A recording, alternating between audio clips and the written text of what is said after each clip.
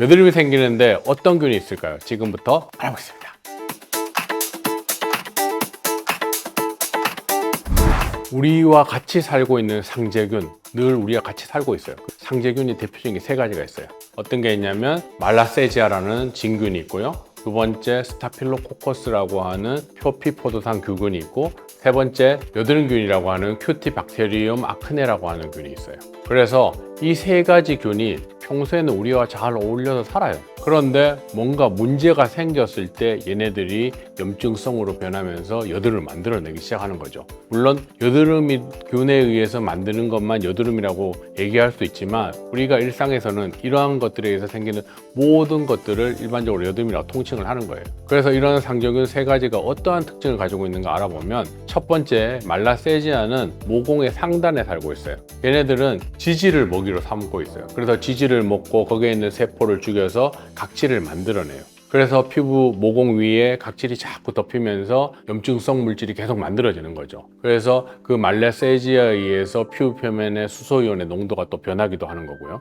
그렇기 때문에 피부에 뭔가 악화해서 변하게 되면 지질 분비가 늘어나고 말라세지아의 활동량이 증가되는 거예요. 그리고 모공의 중간쯤에 살고 있는 거는 표피포도산 규균이라고 스타필로코커스 에피더미디스라고 부르는데요. 얘네들은 평소에 피부의 방어력을 높여주고 외부 침입의 균을 방어해주는 역할을 해줘요. 그런데 피부에 변화가 생겨서 그 환경이 악화되기 시작하면 스타필로코커스 에피더미디스가 S 오레우스, 스타필로코커스 오레우스라고 하는 항색 포도산 구균으로 전환이 일어나면서 거기에 농을 만들기 시작해요. 그래서 염증성을 계속 뭔가 만들어내서 피부를 악화시키는 역할을 하는 거예요. 그리고 제일 마지막으로 큐티박테리움 아크네, C 아크네라고 모공 하단과 피지선에 분포하면서 살아요. 걔네들은 거기에서 살면서 우리가 유분이 분비되면 그 중성지방을 탐식하면서 유리지방산으로 바꾸게 되는데, 유리지방산의 비율이 늘어나는 유분이 만들어지게 되면 그 유분은 피지 알갱이 같이 똘똘똘 뭉치면서 고체화되기 시작해요. 그러면 그 안에 막혀서 뭔가 염증성 물질들이 계속 만들어지는 거죠. 그래서 그게 여드름균 같이 되고 면포가 많아지게 되고, 그 주변에 있는 각질세포가 증식과 분화가 활발히 일어나면서 과각질화 현상이 일어나서 모공이 막히는 현상이 나타나게 되는 거예요. 그러면 염증이 더 악화되면서 면포가 많아지니까 여드름이 점점점 더 악화되겠죠. 이 세 가지 균이 우리의 여드름 또는 여드름 유사 질환을 만드는 원인이 되는 균이라는 거 꼭 기억해 주세요.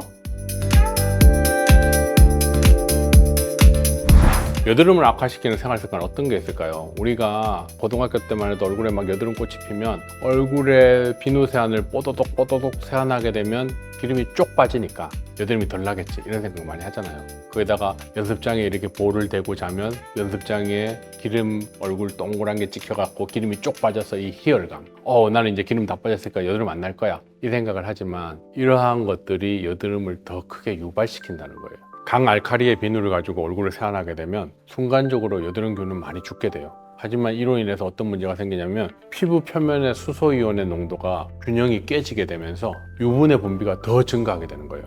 그러면 친지질성의 성분을 가지고 있는 말라세지아가 식량으로 탐식하면서 거기에 증식을 내서 염증을 더 가속화시켜요. 그럼 피부 표면에 뭔가 과각질화가 더 많이 만들어지는 원인이 되기도 하는 거죠. 그 다음에 또 하나가 뭐예요? 여드름균은 중성지방을 탐식해서 그 중성지방의 대사산물인 유리지방산 FFA가 만들어져서 걔가 피지 알갱이가 되는 현상들이 자꾸 증가하게 되니까 더더욱 악화되는 거예요.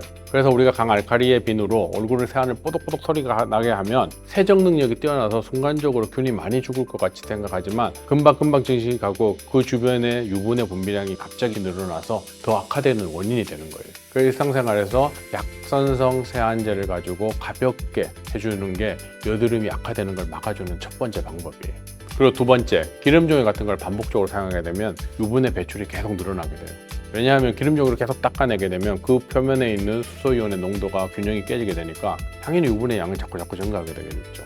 그렇게 되면 말라세지아균도 증가하게 되고, 그 다음에 여드름균도 자꾸 증가돼서 아까 처음에 얘기했던 것 같은 그런 문제들이 계속 반복해서 생기게 되는 거예요. 그리고 제일 중요한 건 세 번째, 유제품을 많이 먹는 거.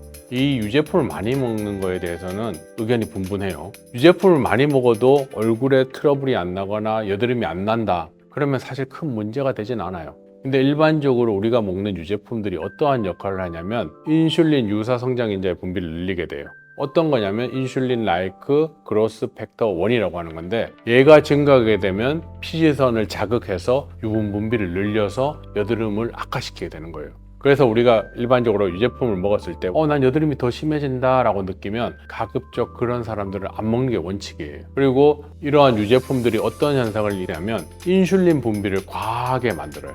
그러면 고인슐린 환경이 유도되는데, 고인슐린 환경이 유도되게 되면 이게 안드로겐이라고 하는 호르몬을 분비를 시키고, 이 안드로겐에 의해서 피지선이 작게 되면 유분 분비가 늘어나게 돼요. 유분 분비가 당연히 늘어나게 되면 세균이 모일 수 있는 어떤 식량이 증가되는 거죠. 그렇게 되면 피지가 알갱이가 될 가능성도 높아지게 되고, 염증이 만성화될 가능성도 높아지니까 여드름은 더더욱 악화가 되는 거예요. 하지만 논문을 찾아보면 탈지 우유, 이러한 것들이 여드름을 악화시키고 유분 분비를 훨씬 더 증가시키는 것 반면에 요거트나 치즈와 같은 거는 거의 영향을 주지 않는다라고 나와 있어요. 그래서 유제품에 따라서 실제로 여드름을 악화시키고 덜 악화시키고가 더 결정되는 게 아닌가 하라는 게 일반적인 논문의 내용이고, 이런 내용을 알고 있으면 우리가 일상생활에서 여드름 악화 때문에 어떤 고민하시는 분, 걱정하시는 분들에게 큰 도움이 될 수 있는 내용이에요. 그래서 결론적으로 일상생활에서 여드름 악화에 가장 주의할 거 3개 뭐라고요? 비누 뽀독뽀독 소리 나게 세안하지 않기, 그 다음에 기름 종이 사용을 최대한 자제하기, 그 다음에 유제품 먹을 때 상당히 주의를 기울일 것, 이 3가지가 여드름 악화에 가장 중요한 생활 습관이에요. 아시겠어요? 닥터송의 피부 증문 직설, 이번 내용은 여기까지. 더 궁금한 점은 네이버 카페 모두의 피부에 오셔서 질문 남겨주세요. 제가 아는 데까지 답해드릴게요. 이번 내용은 여기까지. 안녕. 피부가 알고 싶다 닥터송.